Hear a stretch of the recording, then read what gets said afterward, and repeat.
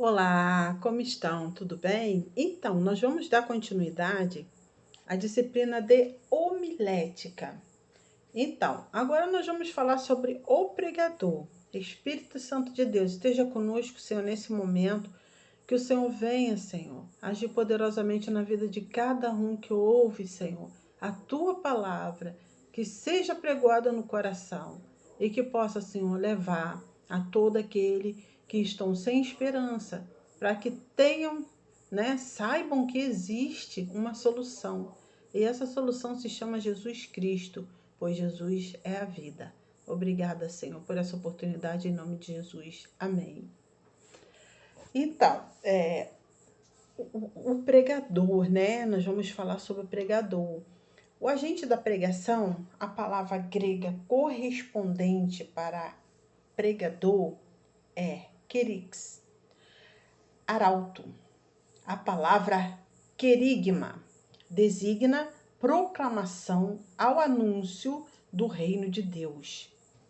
Portanto, o pregador é aquele que anuncia o evangelho de Cristo. O pregador é o arauto, a voz de Deus para os homens.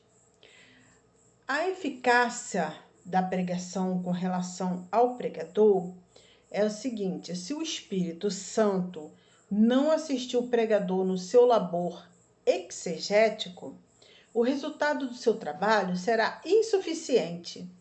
Por maior que seja o seu conhecimento, por mais diligente que seja o seu trabalho. Diante disso, o pregador deve consagrar-se, preparar-se para a pregação do evangelho e é dever sagrado.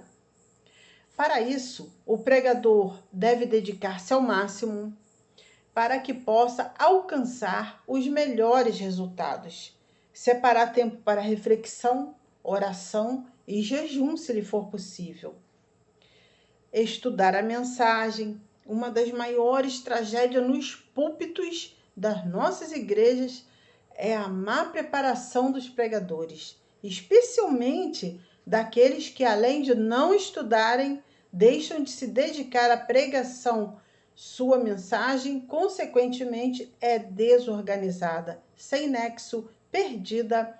Uma Bíblia tão grande, perfeita e boa, deixando o público ouvinte carente de compreensão da palavra de Deus. As qualidades do bom pregador. Para que a verdade seja transmitida com resultados, é necessário para o pregador ter íntima comunhão com Deus, um ardente amor ao Pai, ao Filho e ao Espírito Santo. Manterá o pregador ligado ao céu e às coisas que são de cima. Você vai ver em Colossenses capítulo 3, verso 1, ter amor à palavra de Deus e temor. Ser obediente aos ensinos de Jesus. O pregador deve viver com o coração cheio de amor pelas almas. Somente alguém cheio do Espírito é capaz de manifestar a graça e o poder de Deus. Ser cheio do Espírito é viver na dependência de Deus todos os dias. Ter certeza do seu chamado. Quando se sabe para que Deus o chamou, se tem autoconfiança para o seu propósito. Ter vida de oração. A oração deve fazer parte da vida de todo crente. Quanto mais vida do pregador. O pregador deve orar como se tudo dependesse de Deus e trabalhar como se tudo dependesse dele. E ser ele mesmo. Nada de imitação. Por exemplo, Davi rejeitou as armas de Saul na sua luta contra Golias, porque ele não sabia manejá-las. Preferiu as suas, ainda que simples. Você vai ver em 1 Samuel, capítulo 17, verso 39. Deve conhecer profundamente a palavra de Deus. Aquele que prega a palavra de Deus deve conhecê-la bem. 2 Timóteo, capítulo 2, verso 15. Ser culto, um leitor compulsivo. É necessário não conhecer apenas teologia, mas ter conhecimento em outras áreas como psicologia, filosofia, sociologia, direito, geografia, história, entre outros. Conhecer o povo a quem está pregando. Estar atento à necessidade da comunidade na escolha e transmissão a quem está pregando. estar atento à necessidade da comunidade na escola e transmissão de mensagem. Não se faz uma mensagem relevante sem ter conhecimento da realidade do povo, quem está pregando. Humildade. Não seja o pregador excessivamente humilde. Precisa ser no sucesso do seu trabalho e naquilo que defende. Deve pregar com confiança, sabendo que Deus o usará apesar de ser falho. Não pense que pregador é infalível. Ser corajoso, não deve ter medo de pregar a palavra de Deus. Deve crer sempre que Deus o capacitará em qualquer situação. Desejo de sempre melhorar. Corrija-se, procure melhorar, dedique-se aos estudos seculares e teológicos, busque melhorar na arte da humilha a cada dia. Ouça outros pregadores, não seja perfeccionista, pois isto é doença. Pregando com propósito. Qual é o alvo da pregação? O alvo da pregação é salvar ou é edificar os ouvintes.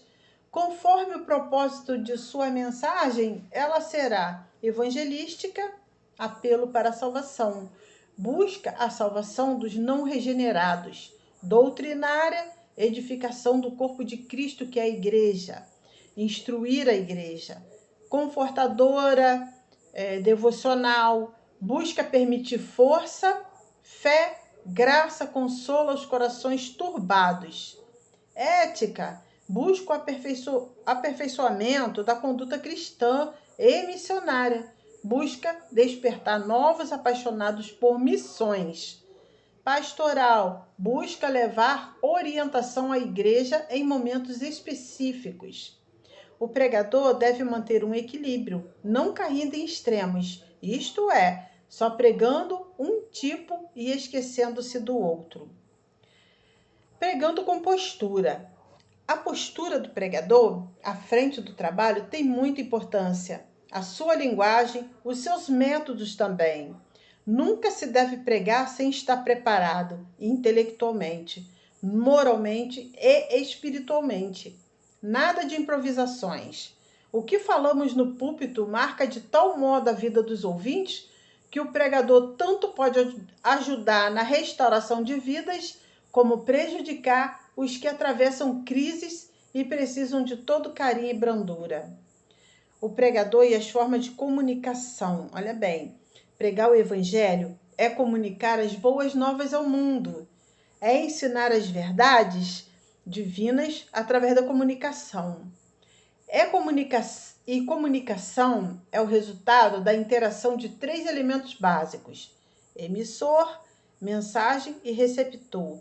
Para se comunicar, o pregador pode fazer uso de diversos veículos de comunicação e também de uma variedade de modos ou métodos de comunicação.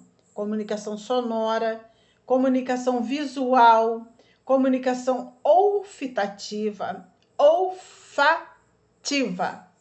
comunicação gustativa, comunicação tátil. Falta de preparo do pregador. Olha bem, na maioria das vezes, a pregação pobre tem sua raiz na falta de estudo do orador. Muitos julgam ter condições de preparar uma mensagem bíblica em menos de 6 horas, sem o árduo trabalho exegésico e estilístico. Pensam que basta ter um esboço de 3 ou 4 pontos para edificar a igreja. Ou acham suficiente manipular as 4 leis espirituais para levar um indivíduo perdido à obediência a Cristo. Desenvolvendo um bom sermão. Olha bem, oração, fundamento imprescindível para o pregador. Como começar e terminar um sermão? No que se refere à pregação no púlpito, não fugir dessa regra. Começar e terminar com oração.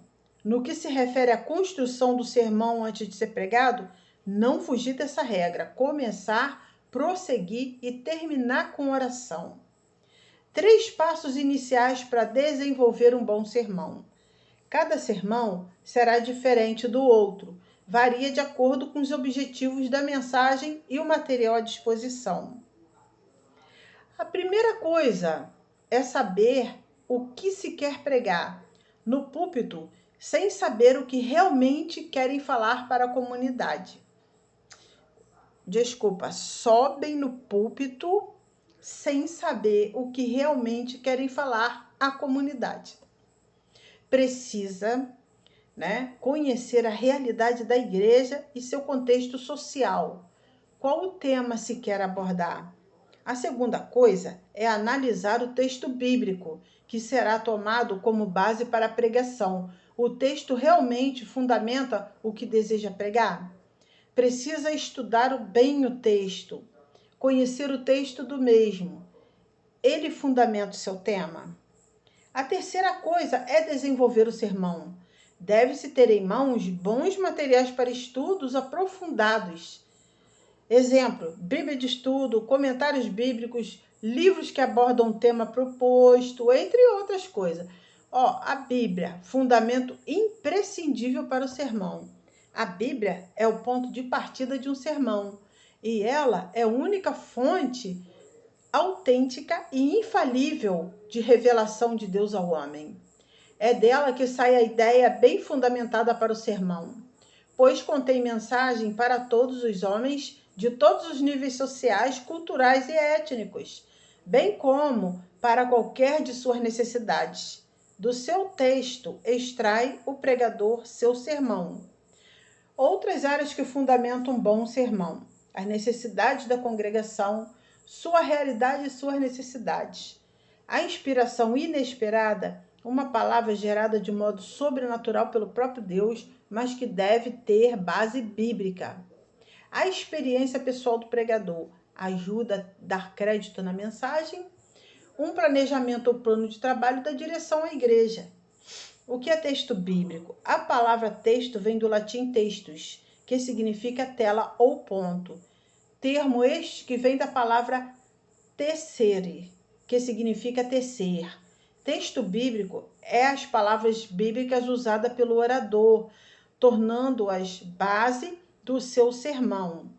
Pode ser uma frase, Deus é amor, Jesus chorou, etc. Um versículo, um capítulo, uma perícope ou um livro da Bíblia.